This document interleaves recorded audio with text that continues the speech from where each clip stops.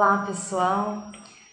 Então, estamos chegando aí na reta final da nossa disciplina. Essa já é a nossa aula 7. E hoje nós vamos falar de compostagem, né? Que é uma forma de destinar e de reciclar os resíduos orgânicos. Nós vamos ver que alguns deles, né? Mas é uma forma muito boa, adequada, interessante de fazer essas destinações. Bom, então o que é a compostagem, afinal de contas, né? A compostagem é um processo de transformação, né, biológica de materiais orgânicos, né, como palha de arroz, café, papel, vegetais. E esses materiais, eles então são transformados em fertilizantes orgânicos. E esse processo é um processo que será mediado pelo homem, né? Um processo de transformação, de decomposição da matéria, mediado, acelerado pelo homem. Então aqui nós vemos um ciclo em que, olha só, de uma plantinha, né, que foi fertilizada, né, que teve uso de adubo. Dessa plantinha nós retiramos os nossos vegetais, nossos frutos, nossas raízes que nós vamos nos alimentar. Esses vegetais, eles vão para o nosso prato, né, para fazer parte das nossas refeições. Das nossas refeições sempre vai sobrar um resto, né, de comida, casca, semente, algumas partes, né, que a gente acaba não comendo.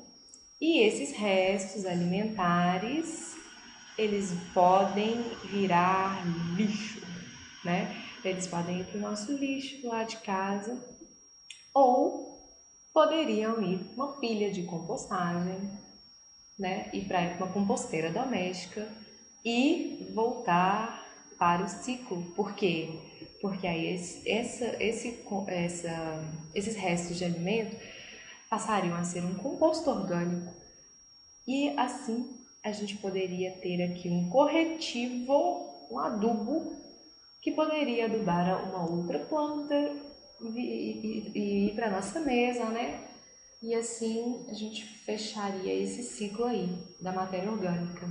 Não teríamos lixo de matéria orgânica, né? Não teríamos lixo, resíduos orgânicos indo para aterros, nem para lixões. Então, a compostagem ela é um processo de reciclagem, como eu já disse, da matéria orgânica presente nos resíduos sólidos urbanos, que são cerca de 50% dos nossos resíduos. Os processos, então, mais comuns que existem de reciclagem de resíduos orgânicos, além da compostagem, nós temos um outro processo. A compostagem, ela se trata de uma degradação de resíduos com presença de oxigênio. E a biodigestão, que é um outro processo possível para a gente fazer reciclagem de matéria orgânica, é uma degradação dos resíduos com ausência de oxigênio, né? Ou seja, ela não pode ter oxigênio.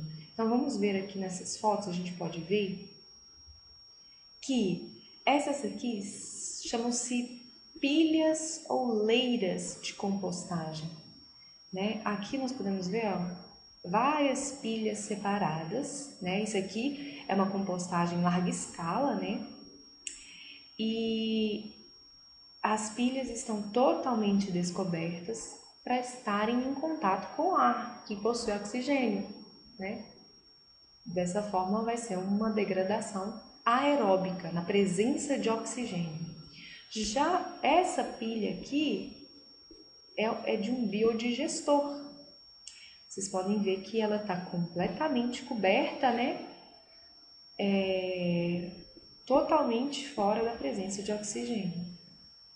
Então, existem essas duas possibilidades, tá? As duas são adequadas, né? Ambientalmente corretas, vão reciclar a matéria orgânica. Tanto uma quanto a outra buscam criar as condições ideais, tá? Para que os diversos micro-organismos decompositores eles possam degradar e estabilizar os resíduos orgânicos em condições controladas e seguras para a saúde humana. E a adoção desses tipos de tratamento, resulta, na produção de fertilizantes orgânicos e condicionadores de solo, na promoção da reciclagem dos nutrientes, promove também a proteção do solo contra a erosão e perda de nutrientes, tá? Uma vez que esse composto ele é colocado no solo. Além de resultar na diminuição da necessidade de fertilizantes minerais, que são extraídos da natureza. São dependentes do processo lá de mineração, que tem todos aqueles impactos ambientais, sociais que estão inerentes, a essa atividade de mineração. A diferença, uma das diferenças principais entre compostagem e biodigestão, além do fato de uma acontecer com oxigênio e outra sem, é que a biodigestão ela é utilizada em larga escala, em geral, para muito resíduo. Ela capta o gás que é gerado através da decomposição, nós já vimos que é o gás metano, e ela acontece com um mau cheiro. Tá? Essa decomposição anaeróbica, na ausência de oxigênio, ela acontece com um cheiro muito estranho, porque são produzidas várias substâncias amoniacais de sulfato que são bastante mal cheirosas. Segundo o Plano Nacional de Resíduos Sólidos, os resíduos orgânicos correspondem a mais de 50% do total de resíduos sólidos urbanos gerados no Brasil. Quando eles são separados na fonte, quando a gente produz e separa, a reciclagem dos resíduos orgânicos e a sua transformação em adubo ou fertilizante orgânico pode ser feita em várias escalas e modelos tecnológicos. Pequenas quantidades desses resíduos podem ser tratadas em casa, de forma doméstica, ou em comunidade, fazendo uma leira, uma pilha maior. Enquanto as grandes quantidades podem ser tratadas em plantas industriais. Essa imagem aqui mostra a compostagem sendo feita em Belo Horizonte, compostagem sendo feita pela Prefeitura de Belo Horizonte. A gente pode ver que são pilhas maiores. Então, há alguns materiais que podem e devem ser normalmente utilizados na compostagem. Então, quais são eles? As penas podem ser usadas, penas de galinhas, de outras aves, podem ser utilizadas porque elas são ricas em nitrogênio. A gente vai ver que nitrogênio é um nutriente importante aí na compostagem. Cinzas podem ser utilizadas, cinza de madeira, especialmente se ela for peneirada, para que não venham os pedaços de carvão, que não entre pedaços de carvão, que não são muito adequados, recomendados. O lixo doméstico, quase todo o lixo da cozinha que nós produzimos, ele vai se tornar um excelente material para virar um composto.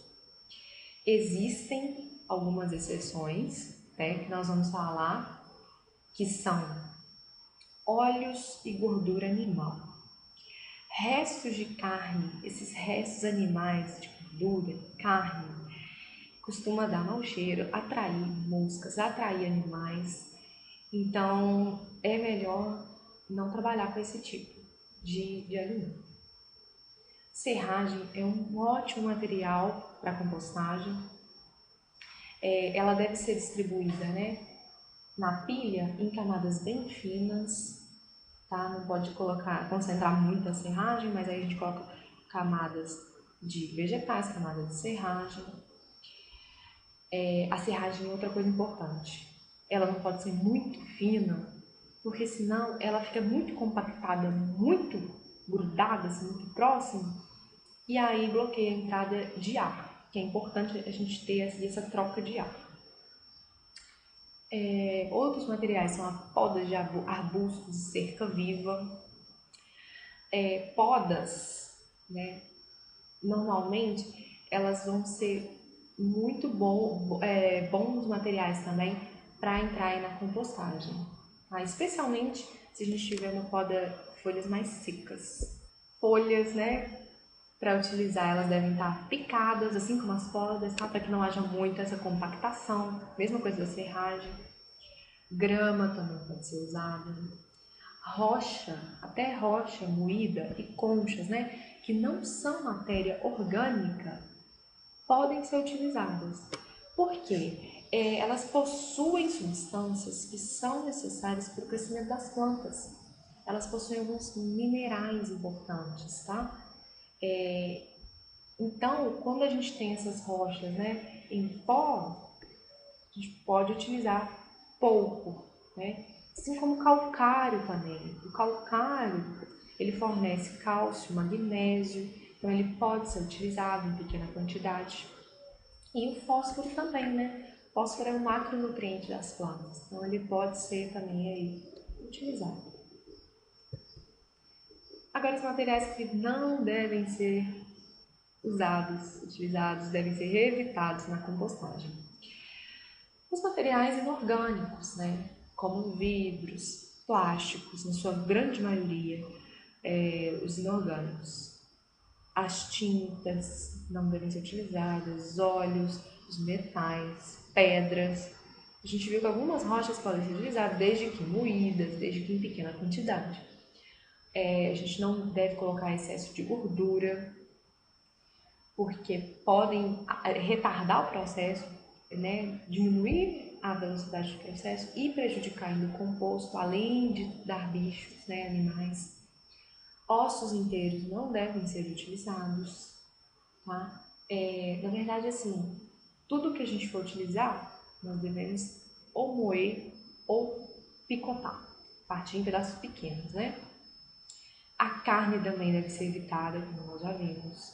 O papel pode ser utilizado, desde que ele não exceda 10% da pilha, né? Da composteira. O papel vegetal ele não deve ser utilizado. E o papel que tem cor, ele também deve ser evitado, porque ele pode conter metais pesados, tá? Para dar coloração. E aí a gente pensando ali na formação de um composto, as plantas, metais pesados são tóxicos para as plantas, tá? Então deve ser evitado isso. A gente tem que pensar em fazer um composto que sirva como nutrientes, né? Que contenha nutrientes adequados para as plantas. Então, a compostagem ela trata-se de um processo aeróbico controlado em que diversos micro-organismos eles são responsáveis, tá? São duas fases que ocorrem na compostagem e na primeira fase eles vão ser responsáveis por transformações bioquímicas na massa de resíduos e numa segunda fase eles vão fazer a unificação dos resíduos. As transformações de natureza bioquímica são promovidas por bilhões de micro-organismos presentes no próprio material ou que nele foram adicionados, né, foram inoculados. Eles utilizam a matéria orgânica in natura, ou seja, fresca, como fonte de energia, fonte de nutrientes, minerais, carbono, e promovem a mineralização de parte do material e umificação de outra parte. Então, o primeiro estágio, a primeira fase, é denominado de gestão, né? Essa fase inicial vai ocorrer a fermentação, no qual o material alcança o estado de bioestabilização. E a segunda fase, ela também pode ser chamada de maturação. A massa em fermentação, ela vai atingir a umificação, tá? Estado em que o composto apresenta melhores condições como melhorador do solo e fertilizante.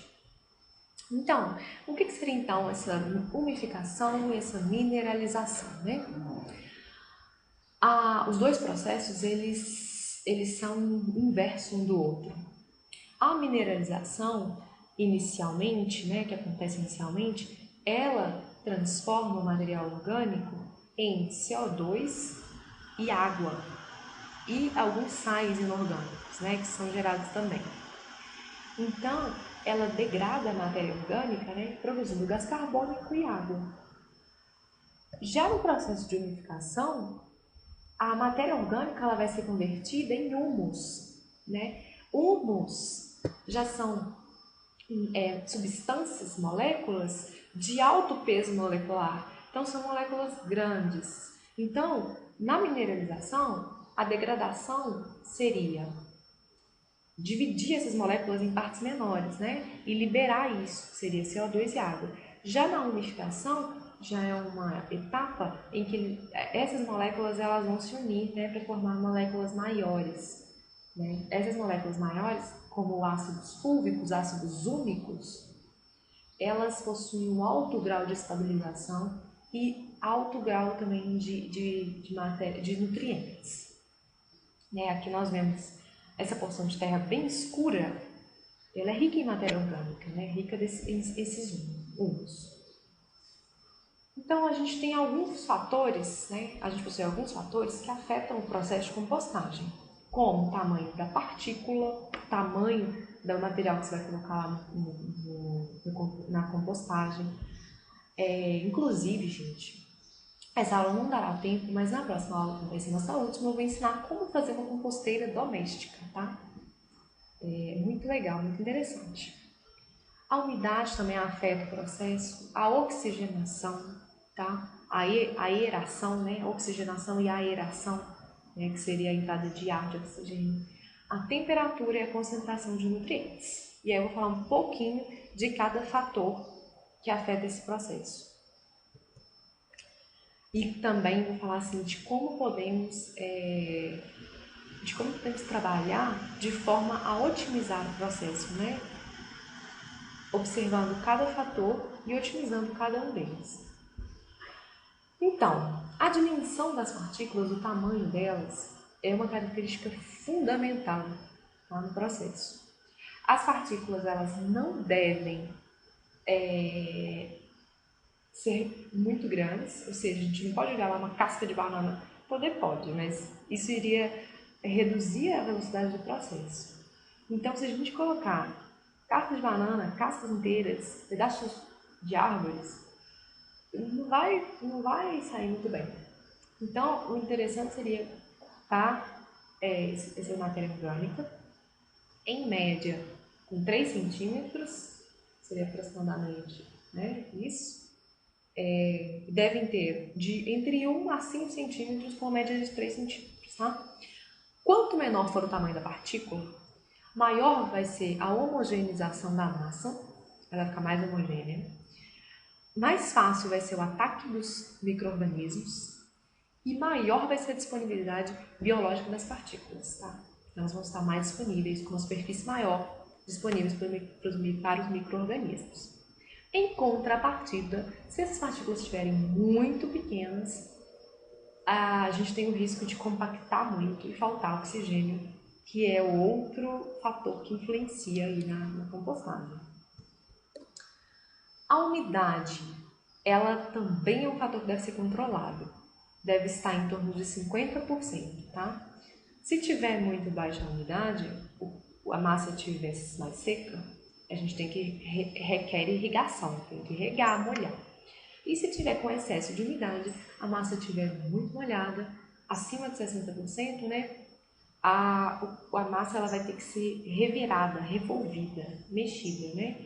Para que o ar entre e seque aquela umidade. A correção da umidade ela é feita por meio da distribuição uniforme da água na massa, de modo a repor a perda de água no sistema. Durante a irrigação, a molhagem da massa, devem ser tomados alguns cuidados para evitar o excesso de umidade, tá? Porque se tem excesso de umidade, se compactar muito, nós já vimos que compactação é um problema. Vai faltar o quê? Ar, oxigênio, que não vai conseguir entrar. E aí isso pode causar o que a gente viu lá no início da aula, que é o processo anaeróbico, com falta de oxigênio, né? Que seria a biodigestão. Então vai acontecer o processo anaeróbico e esse processo, como eu já disse, ele causa mau cheiro, tá? Odores e atração de vetores e a putrefação da matéria orgânica. Então, aí nós vimos já, né, que a oxigenação, a aeração é muito importante para a compostagem. é um dos fatores mais importantes, né? Sendo que quanto mais úmida estiverem as matérias-primas, mais deficiente será a sua oxigenação. Então a gente tem que tomar providências, né, para reduzir a umidade. Uma dessas providências pode ser colocar folhas secas no meio, né, porque normalmente a matéria orgânica fresca ela tem muita umidade. A aeração ela pode ser feita pelo revolvimento, né, das leiras, das pilhas de compostagem, ou seja, revirar, mexer mesmo. O arejamento evita a formação de maus odores, a presença de moscas, né, o que é importante para o processo do meio ambiente. Recomenda-se, né, naquelas pilhas de compostagem, que se faça o primeiro revolvimento 2 ou 3 semanas após o início do processo, período em que se exige a maior aeração possível. O segundo revolvimento deve ser feito aproximadamente 3 semanas após o primeiro, ocasião em que se inicia o abaixamento lento da temperatura. Isso indica que está chegando no fim do processo, na segunda fase, que é a de maturação, de umificação, de estabilização, né, da massa. Então, o oxigênio ele é super importante para a oxidação biológica do carbono, né, dos resíduos orgânicos, para que ocorra a produção de energia para os micro-organismos que realizam a decomposição. Os micro-organismos que estão ali, eles precisam se alimentar, né? Então, parte dessa energia da combustão, da oxidação, né, é utilizada no metabolismo dos micro-organismos e o restante é liberada na forma de calor, tá? Esse calor também vai ser importante aí no processo, nós vamos ver. A decomposição da matéria orgânica ela pode ocorrer, né, tanto na presença de oxigênio quanto na ausência. Na ausência, né, claro que não vai chamar oxigenação, né? A gente não vai ter aí oxigênio. Quando há disponibilidade de oxigênio livre, então predominam os micro-organismos aeróbicos, tá, que utilizam o oxigênio, sendo os agentes mais destacados os fungos, que fazem esse tipo, né, de decomposição, bactérias e actinomycetos, que são alguns vermes. Então, a oxigenação ela pode ser efetuada, pode ser feita por processos de reviramentos, né, que são processos naturais, não precisa de muita sofisticação.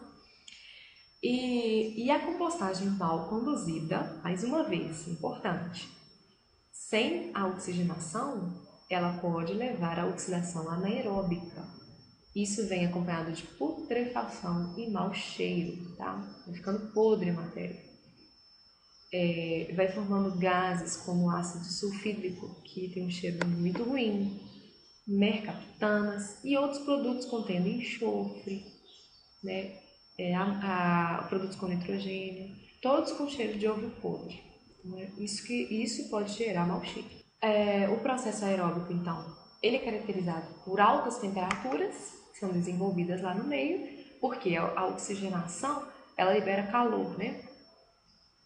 Pelo menor tempo de degradação da matéria orgânica e pelas reações de oxidação, oxigenação que se dão no processo, conduzindo o substrato a ter, no final, um pH próximo de 7. Aqui nessa imagem, a gente vê a aeração sendo feita manualmente, com reviramento, né, da massa. E aqui, ó, eles utilizaram um equipamento para fazer a aeração mecânica, porque a pilha, a leira, era, né, uma pilha muito grande. Outro fator importante que a gente precisa controlar é a temperatura. Né? Ela deve ter um controle muito assim, cuidadoso, né? Rigoroso.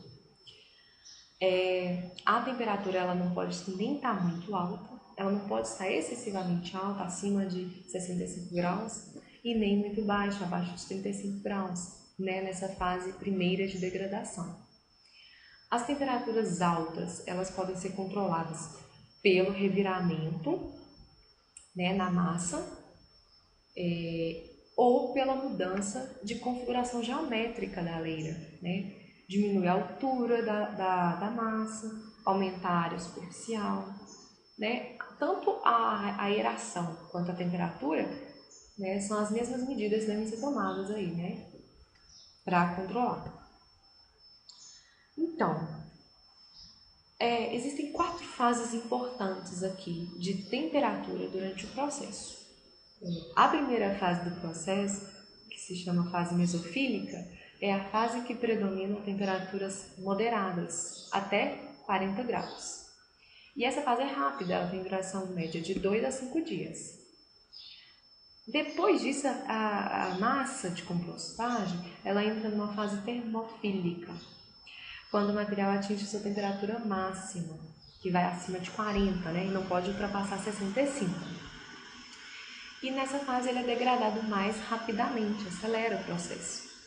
Essa fase ela pode durar alguns dias até alguns meses, né? De acordo com o material que está ali sendo compostado, né? Com os nutrientes, de acordo com as condições, né? Umidade, oxigenação, todos esses fatores. Esses fatores combinados, eles podem acelerar o processo, você ter o composto mais rápido ou não. Depois que a temperatura ela chega, né, a ficar mais alta, a gente vai ter o resfriamento, que é marcado pela queda da temperatura, né? E aí ela chega aos valores ambientes, a temperatura ambiente, que é 25 graus. E na quarta fase, a gente tem a fase de maturação, né? A umificação, que é o período de estabilização que produz um composto maturado, altamente estabilizado e umificado, livre de toxicidade. Olha, gente, eu vou falar isso, né? Quando a gente estiver falando de composteira doméstica, como medir a temperatura? Com um fio assim de metálico, né? Um pedaço metálico mais comprido, se a gente colocar esse metal dentro da massa e a gente segurar, a gente vai sentir, porque ele conduz, né, o calor, a gente vai sentir se ele está muito quente, se está mais frio, né? Então a gente consegue ali controlar, aumentar a temperatura, diminuir a temperatura. Né? Até 60 graus, a nossa pele, a gente consegue ainda segurar. Mais que isso, a gente já fica muito sensível, já começa a queimar, já começa a doer. Então, até 60 graus a gente sabe que consegue dar conta do calor. Quando a gente tem, então, temperaturas maiores que 40 graus, né, nas fases que as temperaturas são maior, né, na fase termofílica, começa a predominar os micro-organismos termofílicos, né, responsáveis pela decomposição acelerada da matéria orgânica. Nessa fase, as temperaturas ultrapassam os 55 graus, promove a eliminação importante dos micro-organismos patogênicos, né? E acima, e isso é muito importante, porque aí o composto já não vai ter organismos que causam doenças, né? Tanto para nós quanto para as plantas. Já acima de 65 graus, a maioria dos micro-organismos serão eliminados. Por isso que a massa não pode ter uma temperatura tão alta, né, acima de 65. Inclusive os organismos que são responsáveis pela compostagem, pela degradação, eles serão eliminados, né? E o controle dessa temperatura, ele deve ser feito com umidade e aeração, né? Com revolvimento, né? Ali a gente misturando o composto, como eles entram em contato com o ar, a temperatura ela abaixa. Então, em um período de 12 a 24 horas, após a montagem das leiras, né, as pilhas de compostagem devem registrar temperaturas entre 50 a 65 graus. Né? Essa subida ela ocorre rapidamente.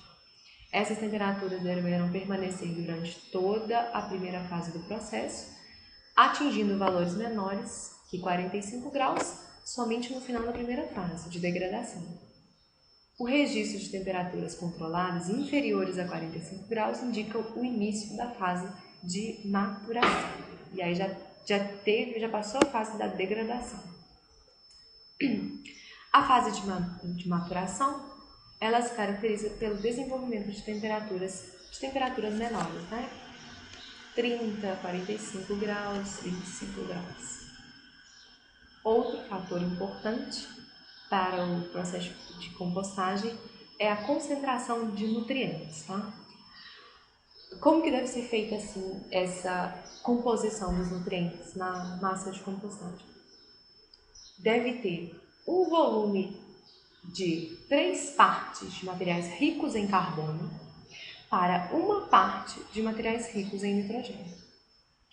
Com o aumento desses materiais ricos em carbono, o período de compostagem requerida aumenta. Então, se a gente tiver excesso de carbono, vai demorar mais. Como resultado da digestão da matéria orgânica por esses organismos, ocorre a liberação de nutrientes como nitrogênio, fósforo, potássio, cálcio, magnésio, se transformando em nutrientes minerais importantes, né, para o crescimento das plantas. Esses elementos, então, antes eles estavam imobilizados na matéria orgânica, eles estavam indisponíveis, eles tornam-se disponíveis para as plantas, tá?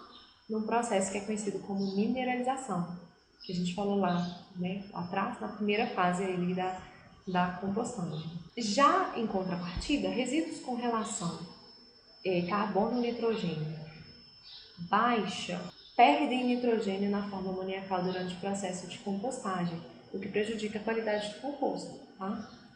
Nesse caso, recomenda-se juntar restos vegetais celulósicos para elevar essa relação a um valor próximo do ideal. Né? O valor próximo do ideal, nós já vimos, 3 partes de carbono para 1 parte de nitrogênio. Quando ocorre o contrário, né, ou seja, a matéria-prima possui relação alta de carbono-nitrogênio, mais carbono, muito carbono, o processo torna-se demorado e o produto final apresentará baixos teores de matéria orgânica. Então, para corrigir essa distorção, basta acrescentar, né, um material que é rico em nitrogênio, como os estercos são, como tortas vegetais, ou um material rico em carbono.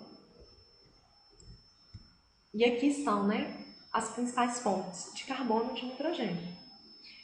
Então, queremos materiais com carbono? Coloque materiais secos, fibrosos de plantas, né, folhas secas, gramas, caules, capins, palhas, serragens, rolão de milho.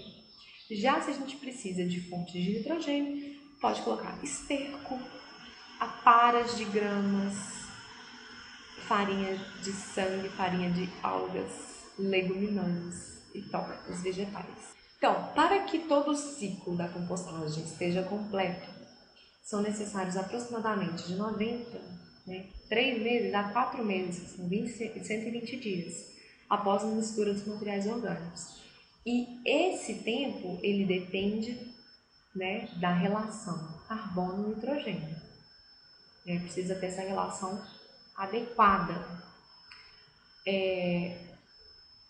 Essa relação adequada resulta num composto, né, normalmente escuro, com uma textura turva, utilizado como condicionador de propriedades físicas e biológicas do solo, ou seja, né, um adubo de solo. E vai resultar nesse composto fertilizante que fornece os nutrientes essenciais para o suprimento das plantas. Outro material que pode ser utilizado na compostagem é o solo mesmo, né? Porque o solo ele ajuda a manter a estabilidade da pilha, né? Ele ajuda a pilha a ficar na sua forma geométrica desejada. Ele é utilizado como inóculo de micro-organismos, ou seja, ele contém esses micro-organismos que são responsáveis pela compostagem. A quantidade de solo a ser utilizada numa pilha não deve exceder a 2 centímetros, né, por cada 30 centímetros de altura da pilha. Então é pouquinho, mas já é suficiente. Muito solo tornaria a pilha pesada para revolver e pode criar condições anaeróbicas, né, se estiver com muita umidade. Então, aqui nós vemos, gente, simplificadamente o processo de compostagem. Nós temos a entrada de resíduos orgânicos. Aqui entram os resíduos no processo. Também pode entrar o solo contendo os micro-organismos, tem que entrar os micro-organismos, né? entra água, entra ar também, né? A umidade e a oxigenação, que devem ser fatores também controlados. É produzido, né, através, com esse conjunto aqui, né, de materiais, de substâncias, é produzido calor, gás carbônico, que vai ser a temperatura, o fator que deve ser controlado também. E nós temos aqui a compostagem terminada, o composto e o adubo finalizado. Existem inúmeras vantagens de se fazer esse processo, né? Tanto que eu vou explicar como fazer esse processo de uma maneira simples, barata, né? Num espaço pequeno, uma composteira doméstica, na próxima aula. Esse processo, ele é eficaz na reciclagem, na fração orgânica dos resíduos sólidos urbanos. Ele transforma a matéria orgânica em adubo ou ração animal. Você poderia pegar as cascas, os restos vegetais e colocar diretamente na terra, né, no solo. E é o que acontece muitas vezes, né? Agora, lá no solo, o que vai acontecer com esses vegetais? Eles vão encontrar micro-organismos que também vão decompor e vão transformar isso em adubo, né? A compostagem é uma maneira de fazer isso de forma controlada e mais rápida, né? Você vai ter um adubo ali que você pode colocar onde você quiser, você pode dividir, separar, né? Então, assim, existem essas vantagens aí. Reduz o envio de resíduos para aterros, né? Que é muito importante, porque assim a gente consegue aumentar a vida de um aterro, né? Se a gente deixar de levar os resíduos orgânicos para lá. Tem a produção do composto, que é aplicável na agricultura. Não está sujeito à lixiviação, ou seja, esse composto ele não percola, não lixivia, não atravessa o solo, né? Não desce pelo solo facilmente, ao contrário dos adubos químicos, que lixiviam facilmente. De um total aí, estimado de resíduos orgânicos que são coletados, em torno de 94 mil toneladas por dia, somente 1,6% desse resíduo é destinado para compostagem, né? Ou seja, de 94 mil toneladas, 1.500 toneladas aí que estão indo para compostagem. É pouquíssimo, né? O composto, né? Ele tem vantagens como aumentar a capacidade de infiltração da água, reduz a erosão, aumenta o número de minhocas, de insetos e micro-organismos desejáveis no solo, devido à presença de matéria orgânica, reduz a incidência de doenças nas plantas, mantém a temperatura e os níveis de acidez adequados no solo, ativa a vida do solo, favorece a reprodução de micro-organismos benéficos das culturas. É um processo que é ambientalmente seguro, elimina os organismos patogênicos. Isso é importante porque eu falei que a gente poderia jogar diretamente no solo os restos vegetais, mas aí você teria também o problema de organismos patogênicos, de doenças nas plantas. Na compostagem, devido à alta temperatura, elimina esse problema. Reduz o lixo que é destinado, nós já falamos, né? Revalorização e aproveitamento agrícola da maneira orgânica. Enfim, são várias e diversas vantagens. Existe uma desvantagem. E essa desvantagem ela só vai acontecer se o processo for mal conduzido, não for conduzido, né, observando e controlando todos aqueles fatores. Que, se for mal conduzido, ele pode produzir mau cheiro, atrair alguns insetos, roedores, animais, né? Se estiver sendo conduzido em condições inapropriadas. Aqui eu mostro aqui, uma figura dos vegetais. Se colocar só vegetais, pode ser sim que cause mau cheiro. Então a gente tem que misturar, né? Misturar folhas secas, né? Observar aí a composição dos nutrientes. E pessoal, a gente falou até agora de compostagem utilizando apenas micro-organismos, tá? A compostagem, por definição, ela é realizada utilizando micro-organismos.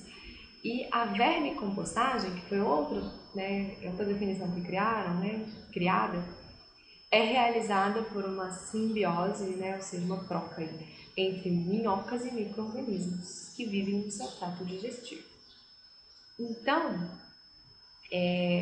a vermicompostagem é feita utilizando insetos, que são as minhocas, né? Na composteira doméstica, nós vamos ver que é importante utilizar as minhocas. Próxima aula, né? Bom, gente, então nós ficamos por aqui. Espero ver vocês aí na nossa última aula. E tenham um bom dia. Até mais, abraço.